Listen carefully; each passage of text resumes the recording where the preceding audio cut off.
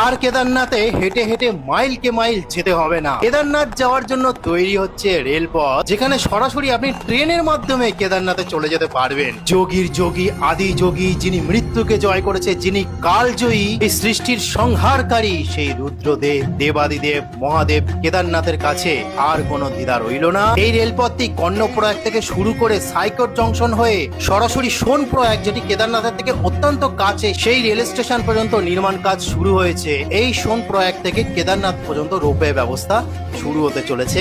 তো রেল লাইনের কাজ তো সম্পন্ন হয়ে গেছে, সম্পূর্ণ শুধু শিলমোহর দেওয়ার পালা। আর রোপওয়ের যে ব্যবস্থাটা, সেটার কাজ চলছে। এখন থেকে আপনারা হাওড়া থেকে সরাসরি ঋষিকেশ বা যেখানে যান দেরাদুন থেকে, তারপরে এই কর্ণপ্রয়াগ থেকে সরাসরি ট্রেন যাত্রার মাধ্যমেই যোগীর যোগী, আদি যোগী, সেই মহাদেবের কাছে পৌঁছে যেতে পারবে। এতদিন ধরে আমরা দেখতাম শুধুমাত্র ইয়ং জেনারেশন তারাই শুধু যেতে পারতো, এবং যাদের 40 বছর পেরিয়ে গেছে তারা যেহেতু মাইলকে মাইল হাঁটতে হয় এবং ঘোড়া খচ্চরের ওখানে অনেক কষ্ট হয়, সেই কারণে তারা যেতে পারতো না এবং অনেক পয়সা করি খরচ হতো। সেই কারণেও তারা আশা থাকলেও, ইচ্ছা থাকলেও যেতে পারতো না কেদারনাথের কাছে। কিন্তু সেই সমস্যার সমাধান হয়ে গেল।